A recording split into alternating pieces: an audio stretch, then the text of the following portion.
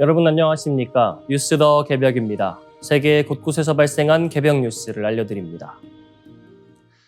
넷플릭스가 할리우드의 전통 강자 워너브라더스 디스커버리를 100조 원 규모의 인수하기로 합의했습니다.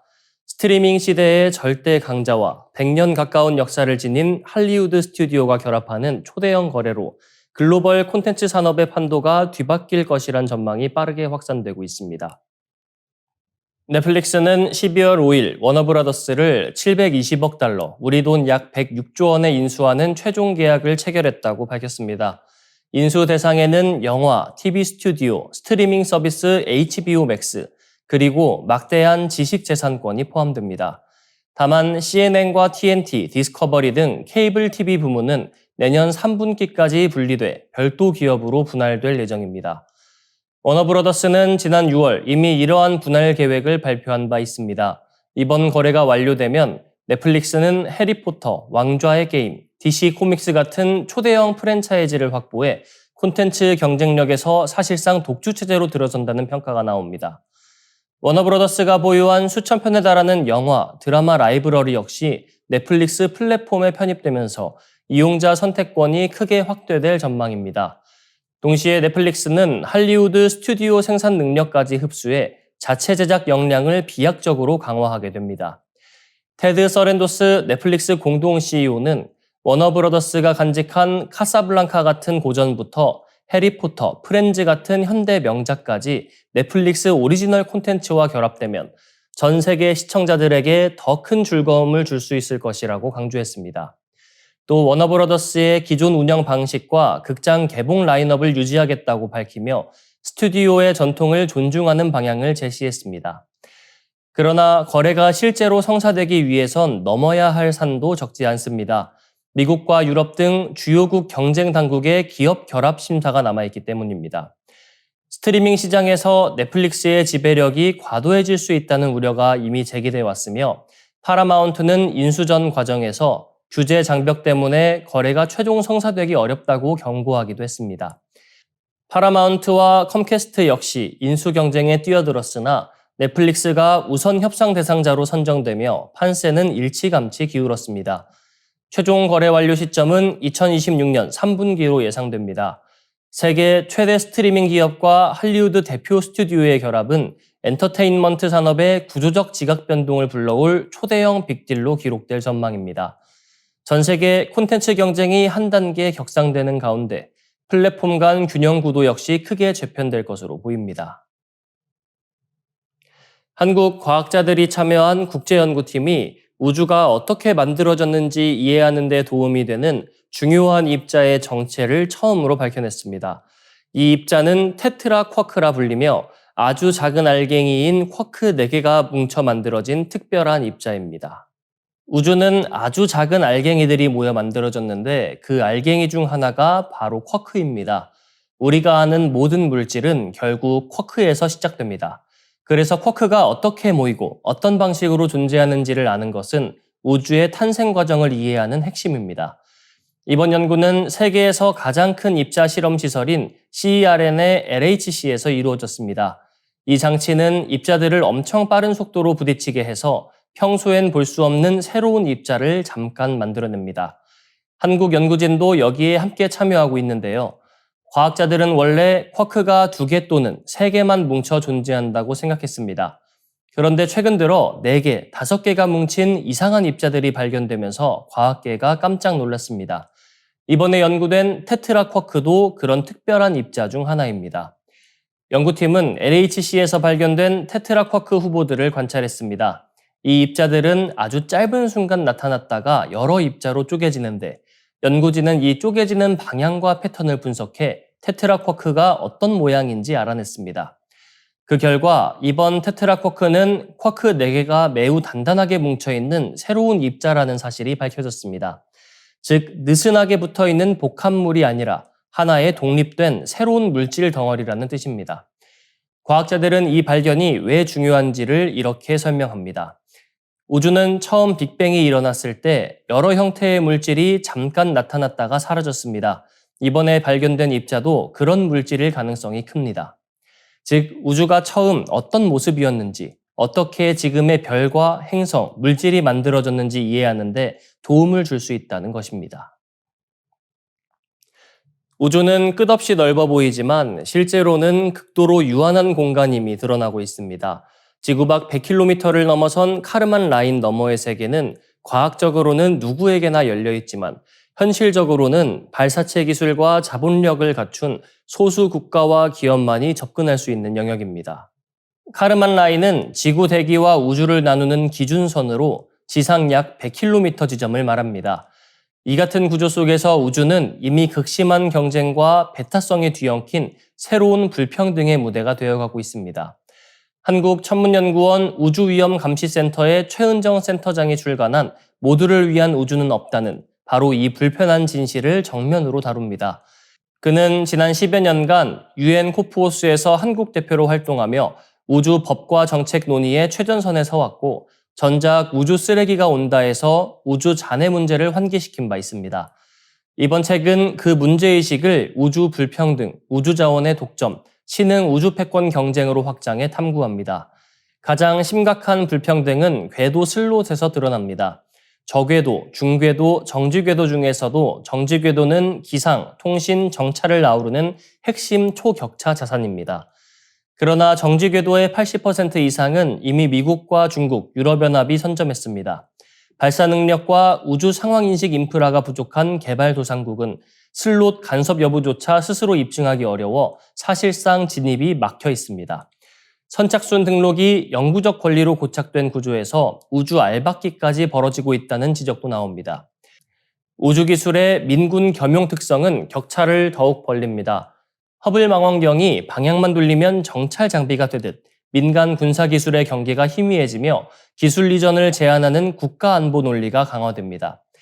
우리나라도 누리호 발사 성공으로 세계 7번째 발사체 보유국이 됐지만 여전히 핵심 센서, 알고리즘, 고급 탑재체는 해외 의존도가 높아 후발주자의 현실을 벗어나기 어렵습니다.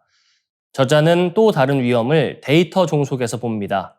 기후와 농업, 재해, 해양 주권과 직결된 고해상도 위성 데이터가 특정 국가나 빅테크 기업에 집중되면서 우주력이 약한 국가는 통신, 관측, 항법 등 기본적 주권 기능을 외부에 의존하게 되는 구조가 심화되고 있다는 것입니다.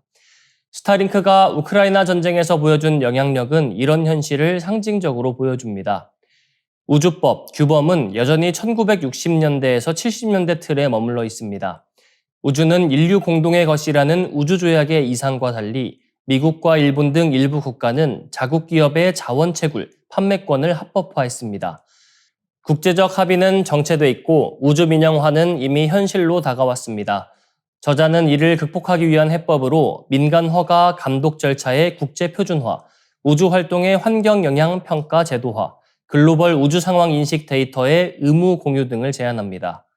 책은 과학자의 눈으로 우주기술의 변곡점을 설명하면서도 사회학자의 시선으로 구조적 불평등을 예민하게 짚어냅니다.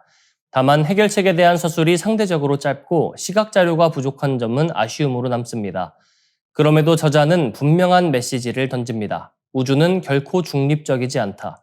속도보다 방향, 소유보다 상호 운용, 독점보다 신뢰를 우선할 때 비로소 모두를 위한 우주가 가능하다고 강조합니다. 일론 머스크 테슬라 최고 경영자가 인공지능과 로봇 기술이 경제구조의 근본적인 전환을 초래할 것이라며 장기적으로는 돈이라는 개념 자체가 사라질 수 있다고 전망했습니다. 그는 최근 인도 기업가 니킬 카마스가 공개한 유튜브 인터뷰에서 AI와 로봇이 인간의 욕구 대부분을 충족시킬 만큼 발전하면 화폐의 중요성은 급격히 떨어진다며 기술 진화가 경제 체계를 완전히 다른 단계로 끌어올릴 것이라고 말했습니다.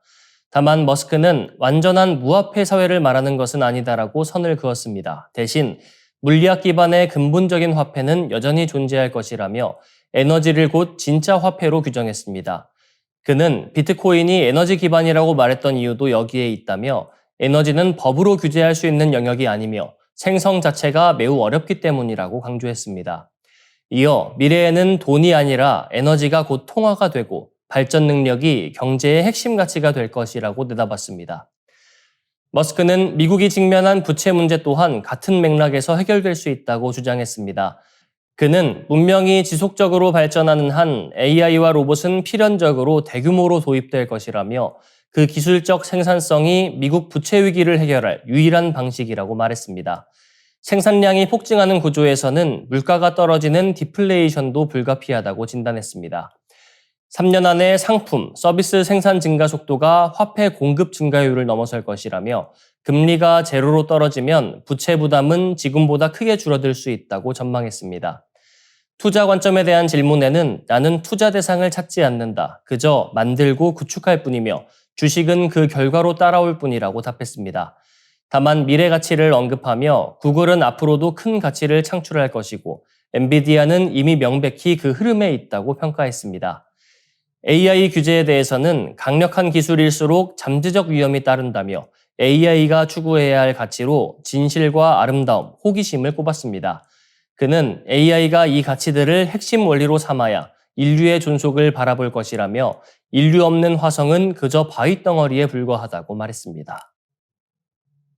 오늘은 1년 중 밤이 가장 깊고 다시 빛이 시작되는 날, 바로 동지입니다.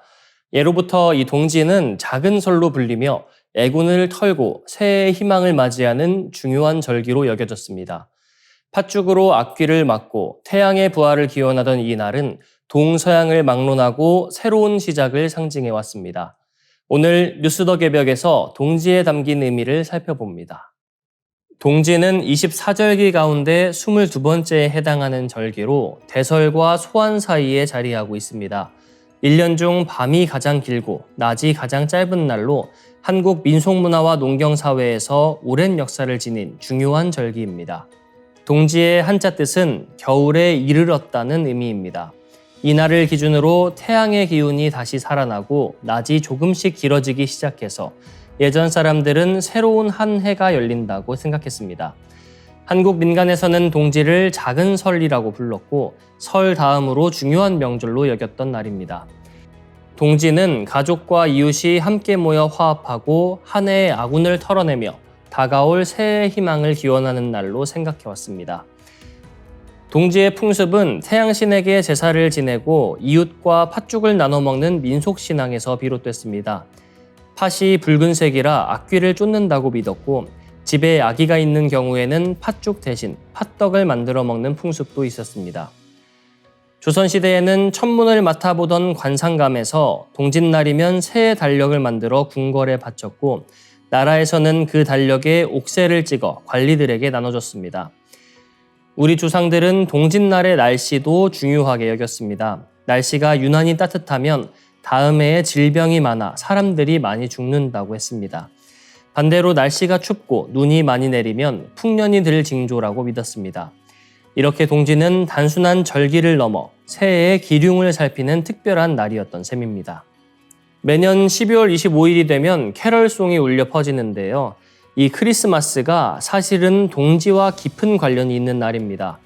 고대 페르시아에서는 밤이 가장 길어지는 동지를 지나 다시 낮이 길어지기 시작하는 12월 25일을 태양의 부활로 이해했습니다. 그래서 이날을 태양신 미트라의 축일로 삼았습니다.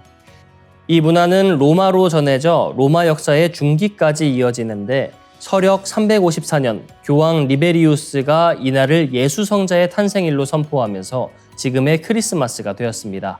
크리스마스는 본래 서양의 동지 축제였던 셈입니다. 동지는 일양이 시생이라 동지시성을 지성으로 잘 모셔라. 일양시생은 주역에서 지뢰 복괴로 나타났습니다. 땅속에서 우레가 태동하는 모습을 괴상으로 표현한 것이 바로 주역의 24번째 지뢰 복괴입니다. 땅속에서 우레가 움직이기 시작하는 모습이 회복한다는 뜻의 복으로 이어진다는 것은 만물이 극에 이르면 반대로 돌아가는 이치 때문입니다. 음의 기운이 극에 달하면 양이 생겨나고 양이 극점에 이르면 다시 음이 되살아납니다. 그래서 땅속에서 우레의 에너지가 시동을 걸면서 본래의 모습을 회복하고 복원하며 부활로 나아가는 첫 출발을 의미하는 겁니다. 일양시생, 이 시생이라는 말은 이제 비로소 처음으로 태어난다, 생성되기 시작한다는 뜻입니다. 동지절에 깃든 일양시생의 깊은 뜻을 깨닫고 몸으로 느끼게 되면 이 날이 기적처럼 새로운 희망의 시작이 될 수 있습니다.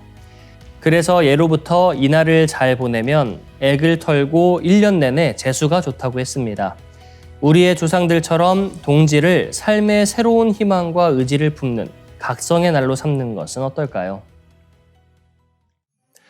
이상으로 뉴스 더 개벽 마치겠습니다. 시청해주셔서 고맙습니다.